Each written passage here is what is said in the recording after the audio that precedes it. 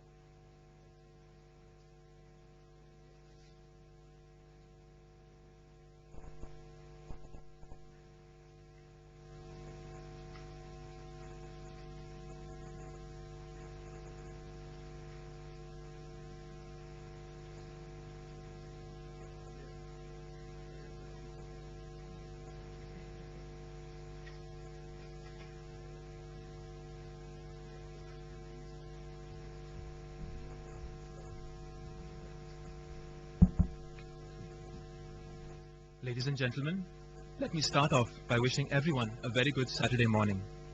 It is my honor and privilege to present to you the annual business festival of Shailesh J. Mehta School of Management, IIT Bombay. Hindustan Times presents Avenues 2010 in association with the State Bank of India. Each year, Avenues attracts national and international participation from premier business schools. Last year, Avenues attracted participation from more than 100 institutes spanning 37 countries. The turn of events in the world economy in the recent years was witnessed by all, predicted by a few, but withstood by even lesser.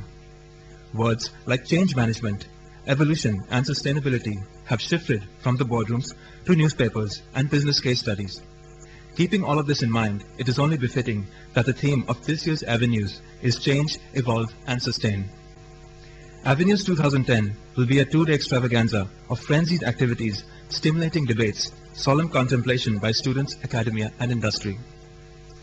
Today we have with us two very renowned guests, Mr. Adi Godrej, Chairman Godrej Group, and Sri Gurumurthy, a prolific writer and corporate advisor. As our speakers for Alankar, I request Mr. Godrej and Sri Gurumurthy to kindly take their seats on the stage.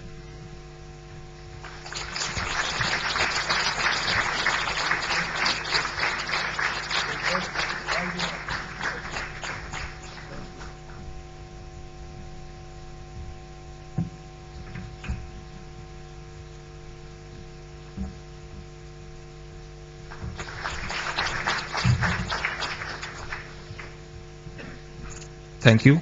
We are delighted by your presence today.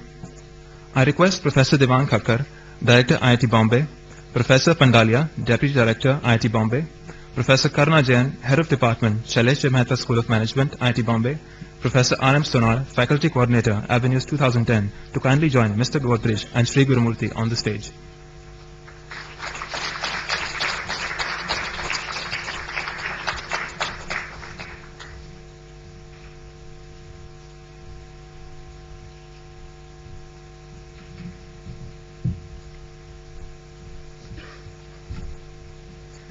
On behalf of Shailesh J. Mehta School of Management, I request Sudhanshu to welcome Mr. Godrej with a bouquet.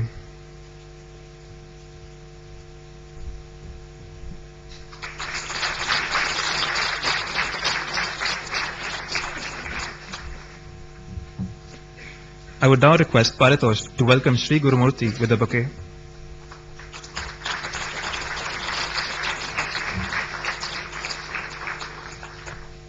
Thank you, Paritosh. I request Gaurav to present a bouquet to Professor Devang Khakkar.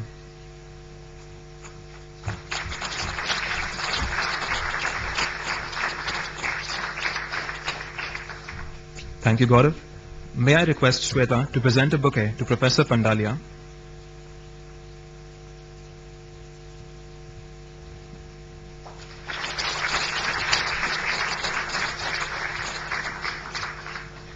Now I call upon Shreya to present a bouquet to Professor Karna Jain.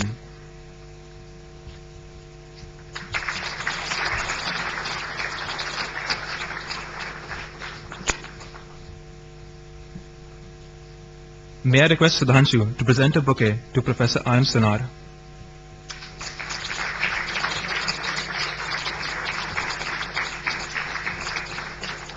Thank you, Sudhanshu.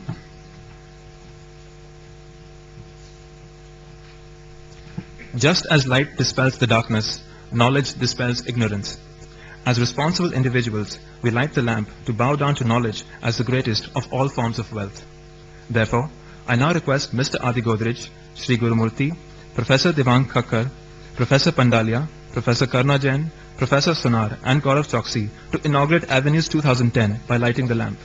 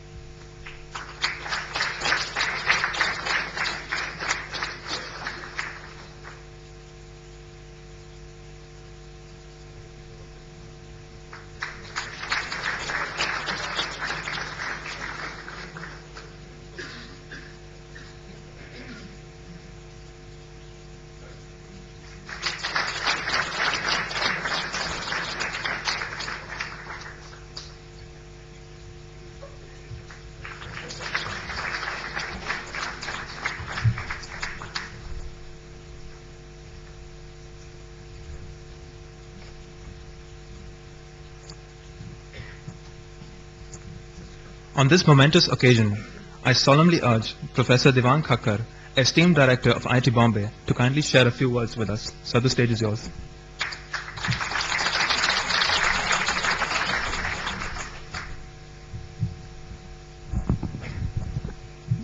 Good morning. A very warm welcome to all of you to Avenues 2010. Especially warm welcome to our guests, Mr. Adi Godrej, Mr. S. Gurumurthy.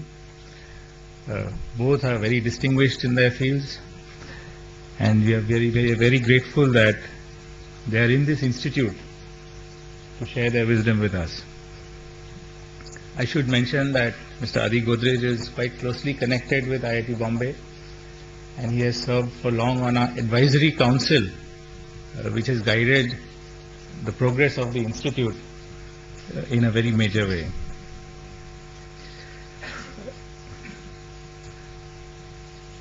As you know, many of you I see are students from this institute, that IIT Bombay is one of the premier educational institutes of our country. We are involved not just in disseminating knowledge, in providing education, but we are very strongly focused on knowledge generation through research and development. Over the last 2 decades or so, there has been considerable focus on R&D, on translating this research into something useful, and more recently we have essentially come up with a slogan that we would like to focus on research that makes a difference to the society, a difference to industry, a difference to the field itself. And in the institute, you might have been seeing that many faculty are coming together to work on large problems which are multidisciplinary, which involve the expertise of many departments and disciplines, faculty across all these departments, and to try and solve some major problem which will have an impact on the country internationally. There are many such examples. We have a Center for Excellence in Nanoelectronics. More recently, we have a major thrust in the area of solar energy. We have, recently received projects worth about 90 crores to do research in solar energy, and IIT Bombay should be the top academic hub for solar energy research. And another big area is climate change research, in which I know that faculty of even School of Management are involved. The School of Management here is a very fine management school. It's one of the top schools in the country. I know that it is growing and it's making important contributions both in education and research. This School of Management is quite unique because it's embedded in a technological institute, so it can make connections with the different technical disciplines wherever required. And the school also, unlike many of the other schools in the country, has a strong research focus. So it has its own character. I'm sure in the years to come, this is going to become one of the most important centers of management studies, not only in the country, but in the world. This is our vision, and I'm sure that with the kind of faculty we have, the students that we have in this school, we will be able to achieve it. Avenues 2010, I think, is an important component of this education in the School of Management. I think it gives a very good opportunity for students of this institute and students of other colleges and universities to interact, to exchange ideas and to learn from each other. And this Alankar Distinguished Lecture Series is really a very great opportunity for us to listen to some of the most important people in the field. And I really welcome that the School of Management, students and faculty are organizing such a festival in this big way.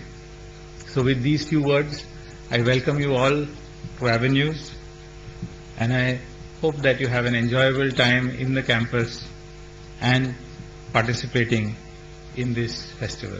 Thank you.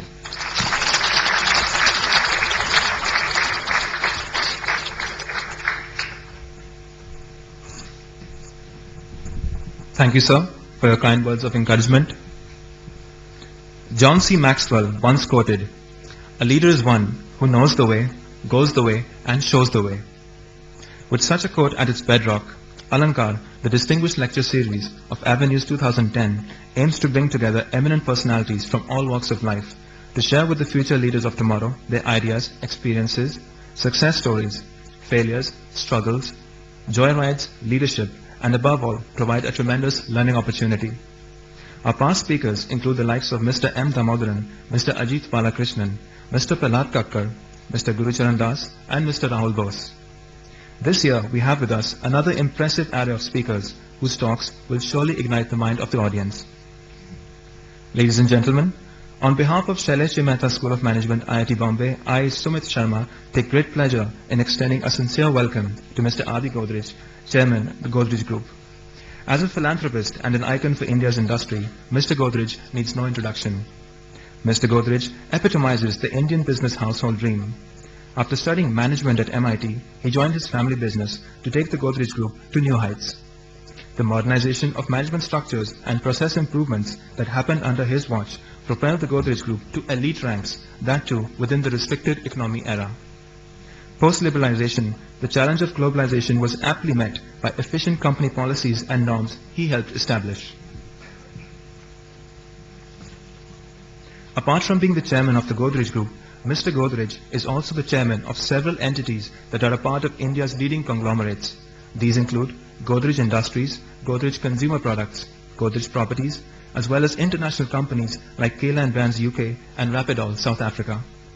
As the director of various business entities, Mr. Godrej has been instrumental in providing a long-term strategy and a focus on value creation, setting industry benchmarks every time. Over the last 5 decades, Mr. Godrej has played an important role in the development of a variety of industries by leading key trade and commerce organizations. He has been the former chairman and president of the Indian Soap and Toiletries Makers Association, the Central Organization for Oil Industry and Trade, as well as the Solvent Extractors Association of India. He has also led the Compound Livestock Feeds Manufacturers Association and the Indo-American Society. As a philanthropist, his contribution to society is well known. He has also participated actively in the field of management education as a former chairman of the Governing Council of the Narsi Monji Institute of Management Studies, as a former member of the Dean's Advisory Council of the MIT Sloan School of Management and the Wharton Asian Executive Board. He is a member of the Tau Beta Pi, the Engineering Honor Society, and also serves as a member of the Governing Board of the Indian School of Business. As a responsible organization, Godrej is a major supporter of the World Wildlife Fund in India and has helped develop a green business campus in the Vikhroli township of Mumbai. For his unparalleled contribution to Indian industry, Mr. Godrej has been the recipient of several awards and recognitions, including the coveted Rajiv Gandhi Award in 2002. Without further ado, I now invite Mr. Godrej to grace the stage and enlighten us with his words of wisdom.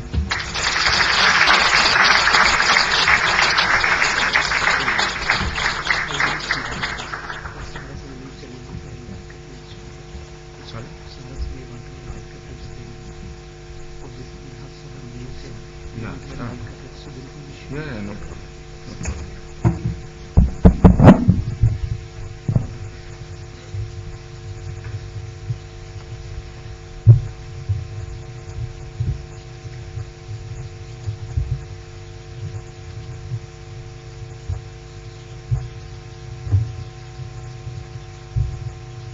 Mr. Devan Kakkar, Dr. Dr. Devang Khattar, Mr. Gurumurthy, other distinguished people who were on the dais, I was going to say on the dais,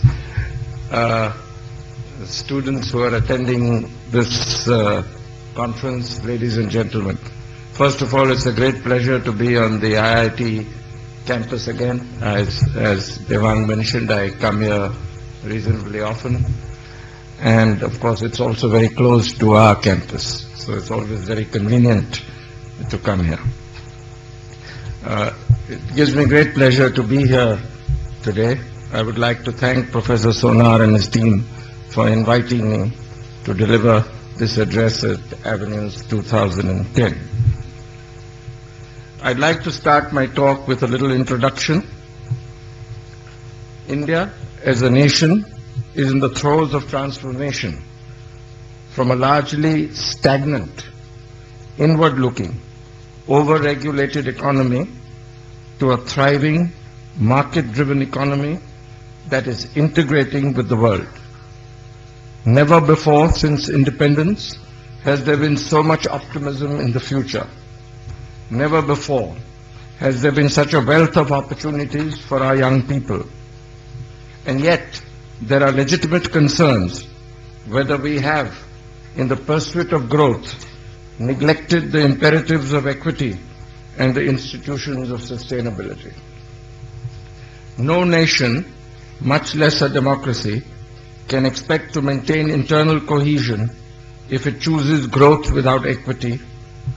Already, we are witnessing violent articulations of discontent in some parts of the country, where the process of economic transformation has been less inclusive, the sharing of well-being less equitable, and the prospects of a better future less certain to some of the stakeholders.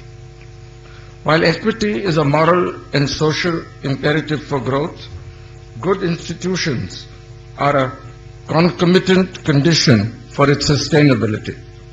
The institutions in an economy, education, legal, labor, and financial, provide the framework that reduces uncertainty, increases productivity, and creates the necessary incentives to enlarge economic activity. Without equity and healthy economic institutions, growth would neither be inclusive nor sustainable. The focus on sustainability and inclusive growth that you have chosen for this festival is timely and topical, and its realization is intrinsically embedded in India's ambition to rise to the status of a developed nation. India is a land of contradictions. On the one hand, we have one of the largest economies, and on the other, a third of the world's poor. We have an abundance of political freedom, and yet a deficit of economic opportunities for all. The US $20 billion Indian pharmaceutical industry today is the third largest in the world in terms of volume, and yet about 400,000 people die each year from diseases like tuberculosis. We are considered as the outsourcing destination of the world, and yet 46% of all non-literate people in the world reside in India. Correcting these imbalances and ensuring the economic prosperity of over 1 billion people is going to be one of the greatest challenges in the decades ahead. A challenge that requires us to create employment opportunities, improve the quality of human capital through education, provide accessible health care, deliver affordable shelter, ensure food security, and create institutions that are transparent, responsive, and efficient. Doing this will require immense commitment and investments in and to social sensitivities, scientific disposition, technological innovation, productivity multipliers, and thought leadership to help in the effective allocation of scarce resources to support ever-increasing demands of our population and for creating the necessary framework for a vibrant and inclusive economy. This is where you come in. You represent the future of thought leadership in this country.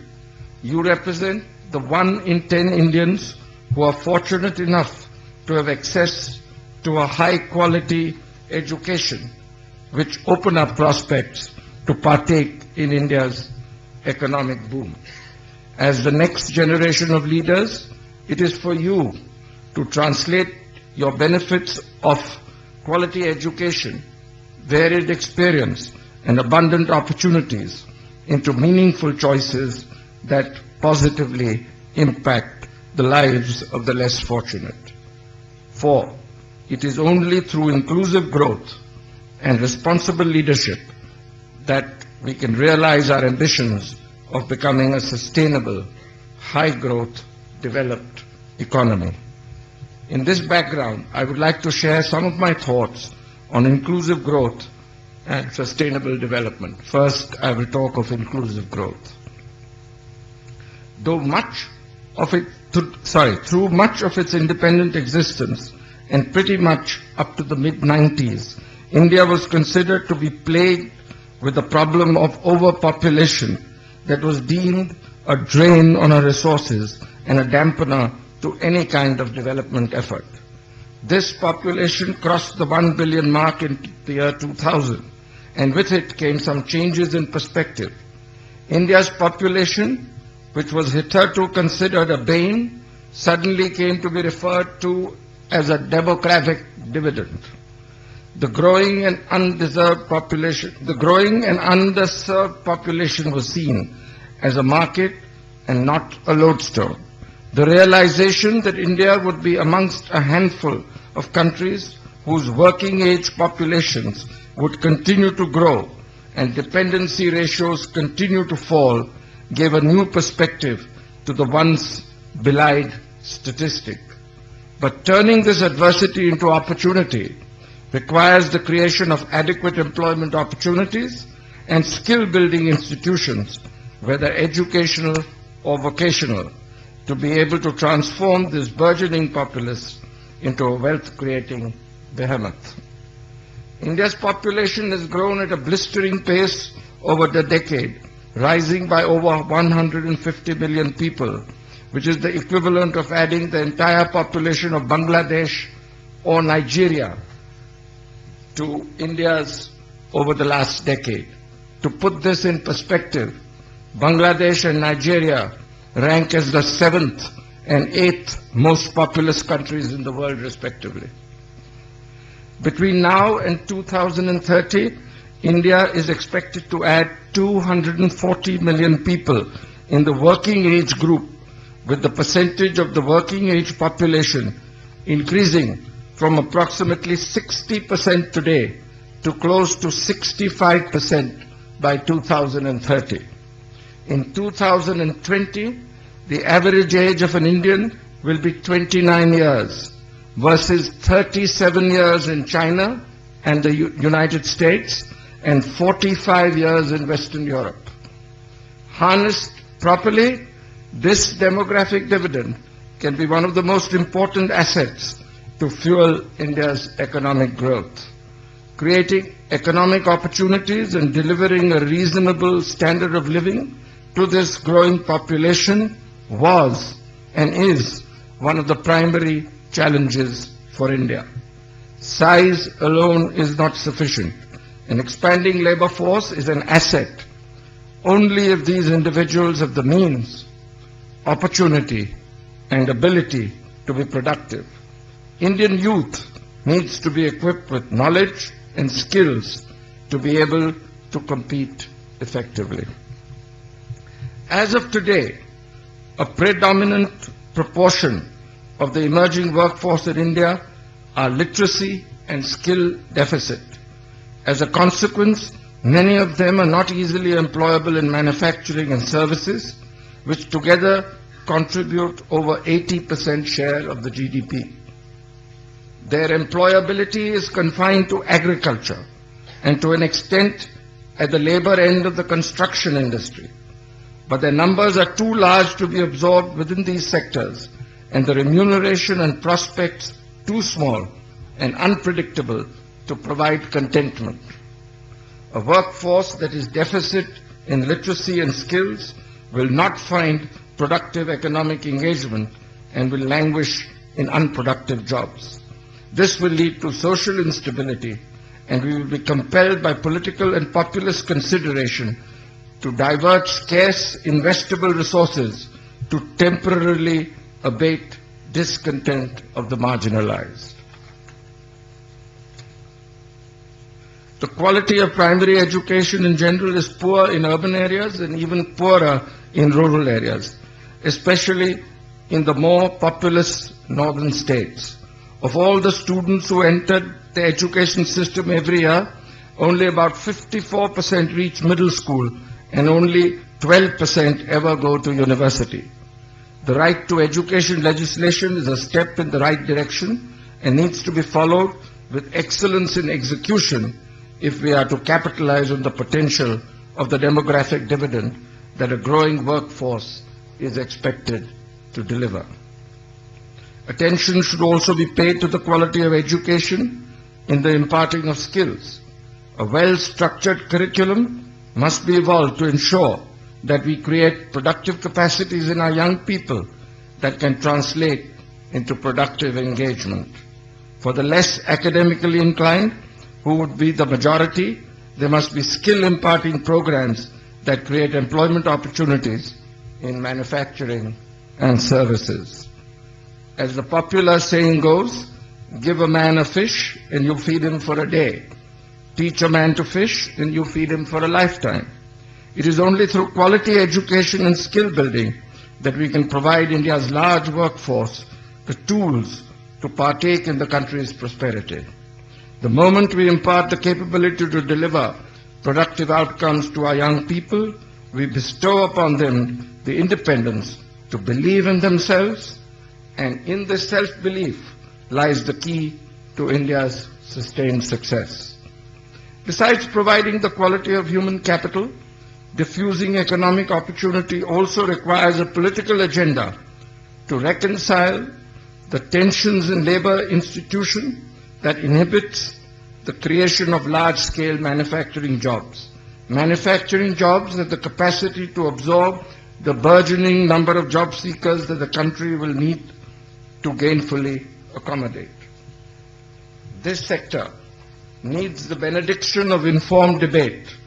Additionally, equity will also demand a larger social consensus on the proper compensation to the displaced that recognizes their vulnerability and entitlements on the one hand, and the efficient use of natural resources on the other, and reconciling all of this in a manner that is environmentally sensitive. I next come to a point on investing in research, science and technology. Archimedes once said, "Give me a lever long enough and a fulcrum on which to place it, and I shall move the world." In a resource-constrained world, this testimony to the power of science and technology to shape the future is more relevant today than it was in 400 BC. From simple inventions like the wheel to the infinitely more complex world of space or computing, developments in science and technology have repeatedly changed the course of history, shifted the realm of possibility, and broadened the horizons of human ingenuity. As we move into the 21st century, the recourse to science and technology is bound to accelerate with increasing need for sustainable solutions to address the challenges of global warming, depleting resources, increasing consumption, population explosion, and poverty alleviation. As of today, the investments in science and technology in India continues to be dismally low. India currently has one of the lowest ratios of researchers to population at 156 researchers per million population, as opposed to 7,000 per million in the Scandinavian countries, and about 4,700 per million in the United States. Our country's expenditure on research and development stands at about 0.8% of our GDP, as opposed to 1.23% in China and 3% on an average for developed countries. Private sector participation in research and development continues to be very low in India, with only 20% of the expenditure coming from the private organizations, as opposed to 70% in countries like the United States and China, and 82% for Japan. If we accept the premise that science and technology holds the key to economic growth and social development in the 21st century, then India as a country needs to devote a large share of its resources to promote research and development which positively impacts our future. This realization has been echoed by our planners in the 11th five-year plan, which allocates about 75,000 crore to science in all its forms. This is a threefold increase over the allocation of about 25,000 crore under the 10th plan. There is still, however, a huge resource gap to be filled, and this can only be done with the support of the private sector, which, as I mentioned earlier, has not contributed to the development of scientific research as compared to its Western counterparts. The opening up of the economy has led to a huge inflow of capital, attracted by the low cost and high skill level available in our country. Companies such as Motorola, General Electric, Microsoft and Intel are setting up research centers in India to develop products for the global markets. Indian companies, however, still lag behind in spending on R&D, with most companies spending less than 1% of their turnover on research. Being globally competitive will require Indian companies to invest greater amounts in research and development in their respective fields to develop products and solutions that are relevant not just for the present but also for the future. It is in this context that I wish to recognize the contribution of the Shailesh J. Mehta School of Management in creating young leaders with a scientific temper and business acumen. It is this kind of an effort by educational institutions and foundations that will shape the course of our country's future and transform India from an emerging economy to a sustainable superpower. I would now like to come to entrepreneurship. Holistic education aside, if the Indian economy is to become growth-centric, then entrepreneurship must be fostered at all levels of society. From childhood, we are conditioned to believe that the predictable is to be preferred over experimentation. Safe is better than daring, and it must be job security over enterprise. This orientation has intricately woven the fear of failure into our cultural fabric. We need to revise the way we look at and handle the risks associated with enterprise, especially where it involves startups. Without this, young people will not be driven to challenge the status quo, nor will our institutions create the necessary incentive structure for them to do so. Founding a business is a daunting challenge for anyone, but especially so for young entrepreneurs, because they have limited experience and face challenges in getting access to traditional sources of financing. There needs to be much more collaboration between government agencies, educational institutions, and the private sector to support alternative sources of funds and foster a culture of growth. By definition, young people and first-time enterprises are resource-constrained and scale-modest. Their entry into the economic fabric of the nation has necessarily to be small or at best medium. The SME segment of the Indian economy currently contributes around 30% of its GDP and receives less than 6% of institutional credit. No surprise then that the young entrepreneur is at a disadvantage to access credit and funding and has to turn to informal and more expensive sources, while acknowledging that its future growth would be funded only out of retained earnings. To bring about a meaningful shift, the quantum of direct institutional funding to the SME sector must at least be equal to the share of the SME contribution to GDP. Currently, this would mean a 5-fold increase in credit flow to SMEs. To achieve this, banks and financial institutions must find new ways to model and manage the risk perceptions of this sector. Additionally, this sector must receive incentives in terms of preferred sourcing, reward-based tax concessions, and reduced administrative and regulatory costs, so that it can hold its own when competing with larger entities.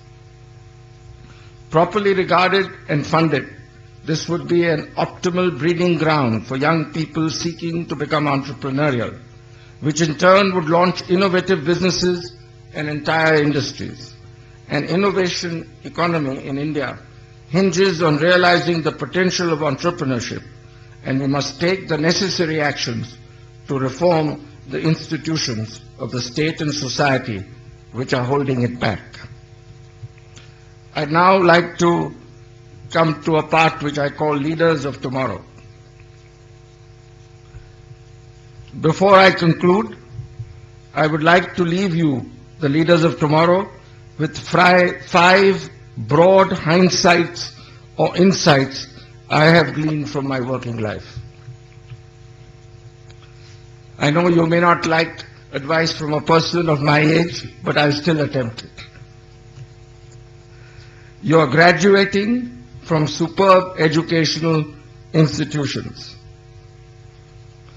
Just being admitted to such educational institutes signals your tremendous intellectual capabilities and potential.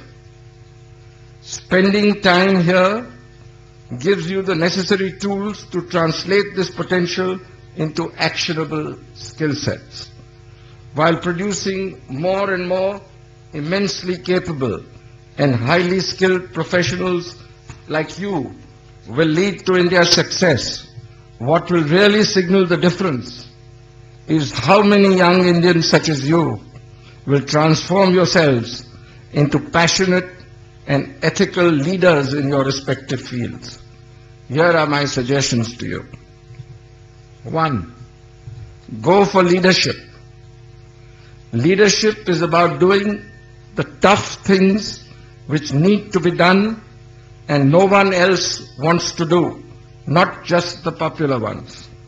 It is about telling the truth about how things are, not what people want to hear. A leader needs to think the future backwards, not the present forwards. He or she must have a clear vision of the future and then plan how to achieve it backwards through full involvement of his or her team. Leadership development through constant exposure to new ideas is important. Your education is not over once you step out of business school. A critical factor of success is your ability to continuously learn and adapt to changes in your environment. How you do things is more important than what you do. Doing things right is more important than doing just the right thing. 2. Do not listen to those who say it is not done that way. Maybe it is not, but maybe you will. Do not listen to those who say you're taking a big chance. Most importantly, do not listen to yourself when the little voice of fear inside rears its ugly head and says, they're all smarter than you out there. They are more talented. They are taller, luckier, and have connections. Give any credence to that voice, and your worst fears will surely come true.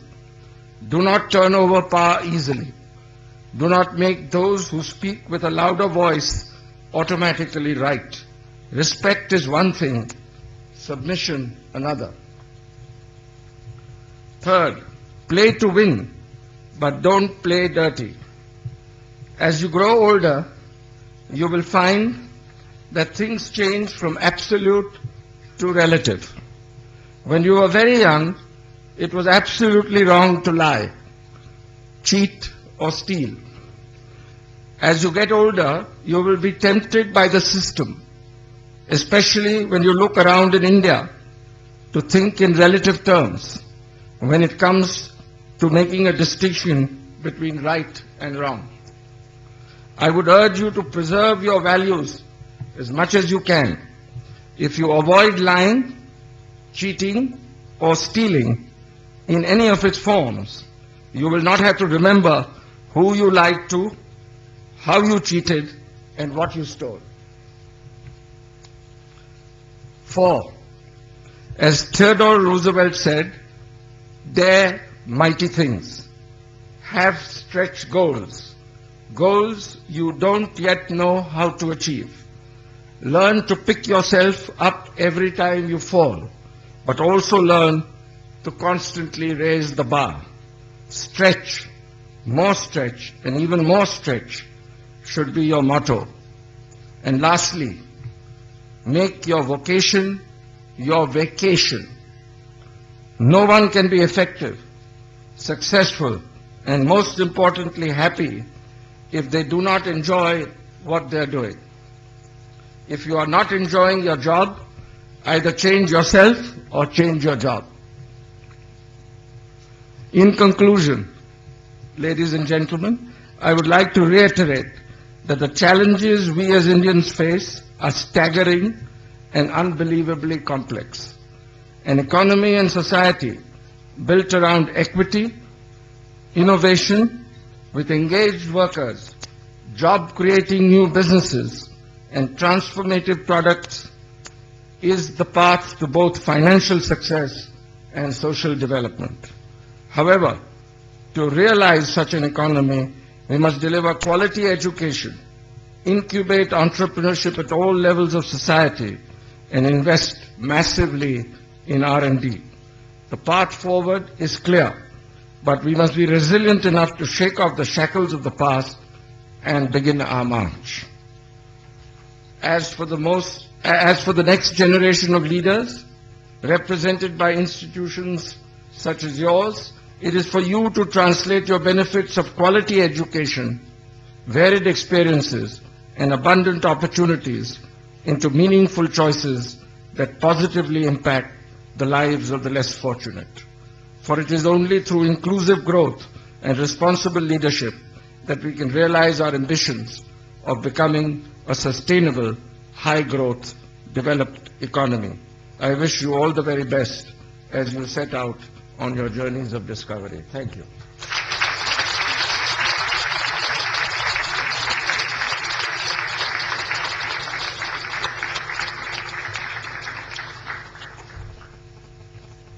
Thank you, sir.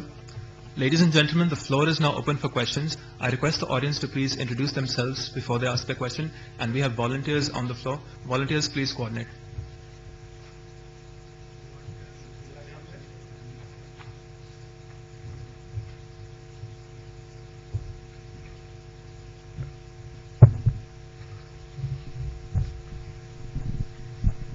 Good morning, sir. Good morning. Sorry, where are you? Sir. Can you raise your hand? Yeah, okay. So I'm Mayank Narula and I'm a first year student at School of Management. So my question is that countries like India and China are striving to be developed. But given our huge population, we cannot reach the level of, in terms of consumption, at the level of United States or Western Europe. So what should be, as it won't be feasible for the planet itself to reach that level of consumption in terms of energy and other things. So what should be the model of success for countries like India, and how can we make growth inclusive? Now, first of all, I would like to disagree with your premises. I think it's perfectly feasible for the very large countries. Obviously, China and India are much larger by population than the rest of the countries of the world. I think it's perfectly feasible. First, we must have economic policies that encourage growth. I think if you look at India lost about 40 years of growth through very socialist economic policies that didn't work. And as you know, they used to be described as the Hindu growth of rate by the rest of the world. In 1947, the per capita GDP of India was higher than that of South Korea. Today, South Korea is pretty much a developed country because they followed free enterprise economic policies and we didn't. Since 1991, for the last 20 years or so, we have been following relatively improving free economic policies and we have grown extremely well as a result. Then coming to the issues of resources, and can a country like China or India become developed in terms of resource consumption, and does the earth have resources to provide that? I am a very strong believer that science and technology can provide answers. And science and technology have provided all answers to development over the centuries. Nobody thought the United States, which had a much higher population through immigration than the European countries, would reach a developed status 200 years ago. It has. Although the United States has only 300 million population, India and China are much bigger. I am very convinced we can, with the right kind of thinking and the right kind of policies. And science and technology, to my mind, can solve a lot of these issues. I'll just give you one example. The Economist magazine, I think it was 7 or 8 years ago, had an article. And the article explained that the longevity in Britain 200 years ago was 17 years. The life expectancy of a child born in Britain, and Britain was the highest per capita GDP country in the world 200 years ago, was 17 years. Today it's around 80. In all the developed countries, the longevity is around 80, plus or minus. What has changed? Chemicals. The discovery of chemicals created much longer longevity in terms of germicides and other factors, chemicals that help increase agricultural production, etc., etc. Now today we curse chemicals sometimes. True, chemicals can do a lot of harm, but if technologically you address yourself to the problems created by chemicals, look to the good parts, try and solve the problems of the bad parts, you can get ahead. So I don't agree with your thesis at all. I know I won't live to see it, but I tell my grandchildren all the time that they will live in the richest country in the world.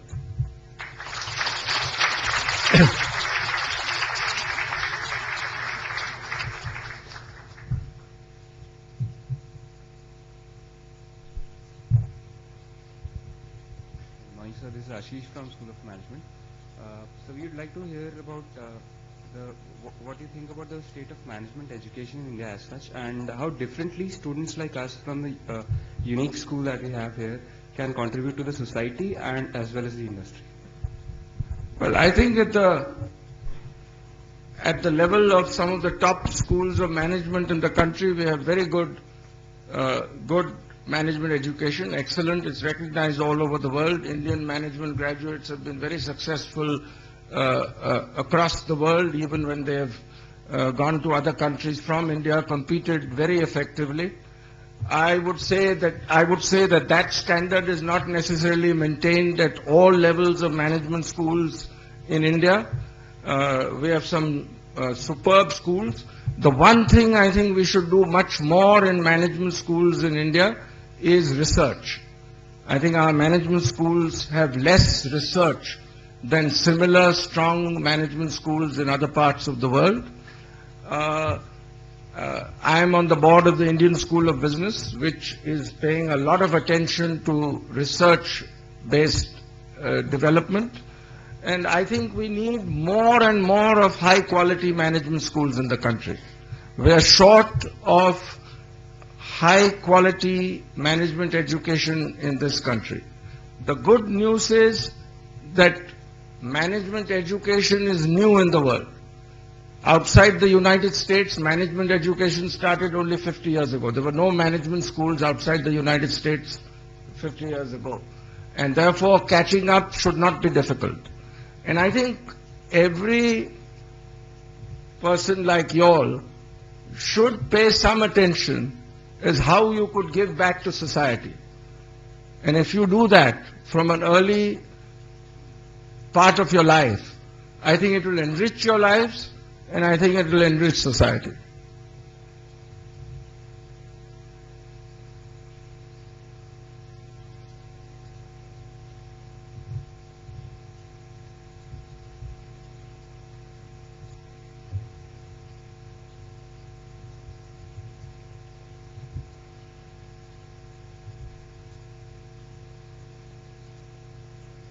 Good morning.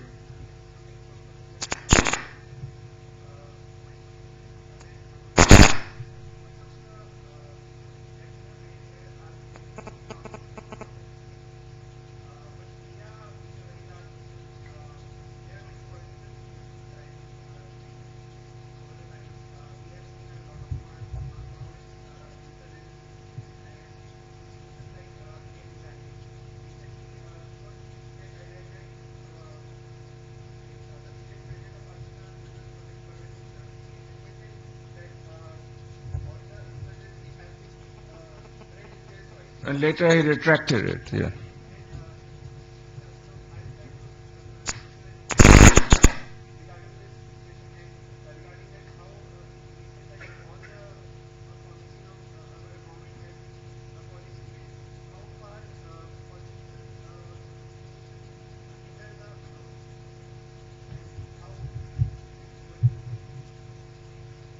Yeah, okay, I'll answer your question. First of all, I'd like to preface it by saying that I'm a great believer in democracy. With whatever negatives we see about democracy, and today the fashion is sometimes to compare India with China. And China is an autocracy, and China has done well, but first thing I would like you to consider is that China is the only autocracy in the history of the world, the history of the modern world, that has continued well economically and otherwise over such a long period of time. Every other autocracy, whether it was fascism, whether it was Spain under Franco, whether it was Latin American dictatorships, African dictatorships, they've died and failed in a pretty short period of time. China is an exception. I think obviously a lot of scholars are studying why China has continued to do well despite its autocratic system. So democracy, to my mind, is an essential for growth. I think we should also remember that India is the only democracy in the history of the world where democratic institutions were instituted at a very low level of development. I think we should be proud of it, that we've done so well.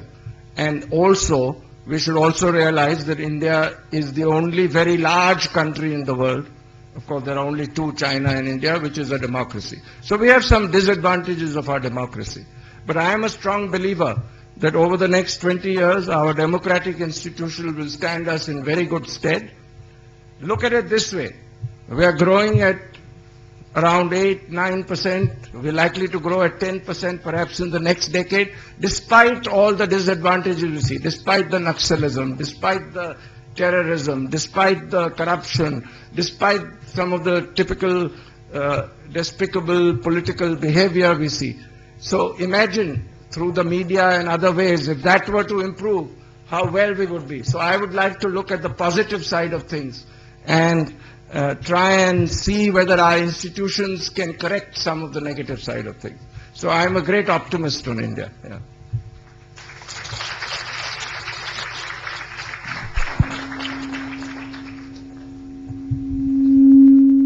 Good morning, sir. This is Ankita from School of Management. Yeah.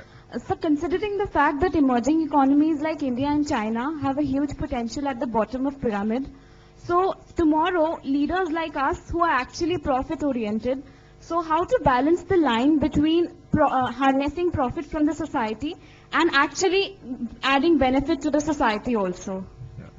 Well, I think what needs to be done, it must be clear that a profit orientation guides you to the right actions in terms of resource utilization. How does an economy grow? Growth always comes from productivity improvements. That is the basis of growth. And in a company also, how does it become profitable and how does it grow? It comes through improved productivity, improved competitiveness. So that should be encouraged at all times. Now, how do you take care of society at the same time? There could be corporate social responsibility actions, which clearly in most cases I've seen that investments in corporate social responsibility actually help the business. If, for example, you help develop villages around a factory which is not in a city, those villagers then support you tremendously. Your life becomes much easier. It works very well. If you support educational institutions, overall you get better people to come and work for you. So corporate social responsibility, philanthropy can actually benefit businesses in the long run. And so long as this sort of a philosophy is spread among businesses, then it catches momentum and it adds on and creates a win-win situation. The other thing which is very important today is the environment. And in many cases, most corporates find that whenever they invest money into environmentally friendly actions, projects, the return in merely the return in terms of return on capital is quite good. When you invest into energy saving devices, you get a very good return. If you make green buildings, you can even design carbon neutral buildings today. There is a higher capital investment, but the return on that capital investment in terms of lower utility costs, etc., more than pays for it. So as businesses realize this, and as business associations can spread this message among their members, and more businesses follow this route, I think it becomes a win-win situation.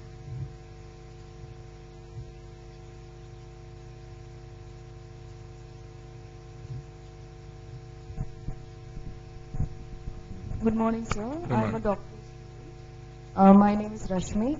My question is regarding Godrej Group of Industries only. I would like to know, would you be ever pursuing or diversifying into media entertainment industry? And if so, what would be your stake on that? Because I see Mahindra already into it, and a lot of big conglomerates are already going into it. So I would like to know that. Well, the word ever is one has to be careful about. I don't think we have any immediate plans to do so.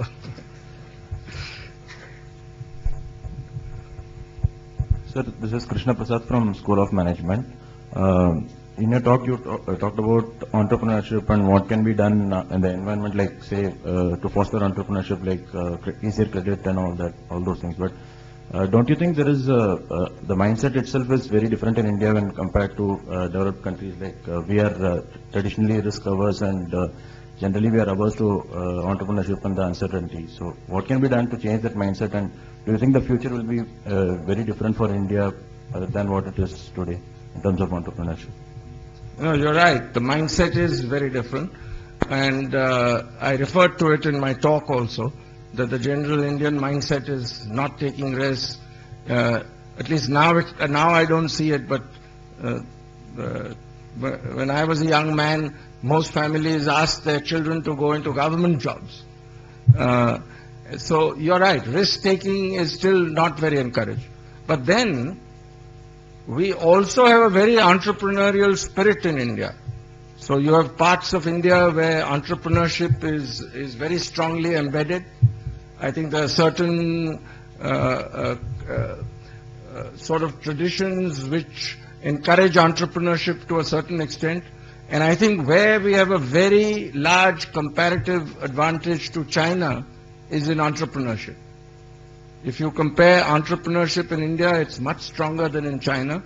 And I think if social structures can be designed to encourage it, and I express, for example, private equity in India is now reasonably well developed, but private equity only helps businesses which are in the medium size range getting into the large size range. We don't have any strong venture capital financial models. So when people are first starting off just with ideas and nothing else, we don't have a well-developed. The United States has a very good financial system that encourages those kind of enterprises. So if we can encourage that, if we can help it. Now I've seen what is happening in microfinance. Now there are some people who have entered microfinance who are misusing it, but there are many microfinance institutions who are doing a good job. And again, I see government wanting to control it. So we've got to be careful. As soon as you bring controls over business, it can get out of hand. Now, what little I know about microfinance, they charge about 20-25% interest, which sounds usurious. But there are these small entrepreneurs who in the old days used to have to borrow 95 rupees in the morning and pay 100 rupees in the evening, which comes to something like a 4,000% interest rate. So the point is everything should be looked at relatively. And I think one of the things we should avoid in this country, currently I've had a couple of meetings with government on the new companies bill, which we think because of the Satyam episode, the government is trying to control things too much. We should avoid trying to control things. You cannot stop fraud, criminality by bringing stricter laws. You only stop enterprise. Criminality has to be fought by exemplary punishment when somebody has been found to flout a law, which is very slow in our country. So, generally speaking, I would say we need to encourage entrepreneurship, and we should keep in mind that free enterprise is the best system we know for economic growth, and despite some of its disadvantages, we should push it. Before I end on this point, I'd like to just quote one of Churchill's quotations. So he said, the disadvantage of capitalism is the unequal distribution of wealth. The disadvantage of socialism is the equal distribution of poverty. Thank you.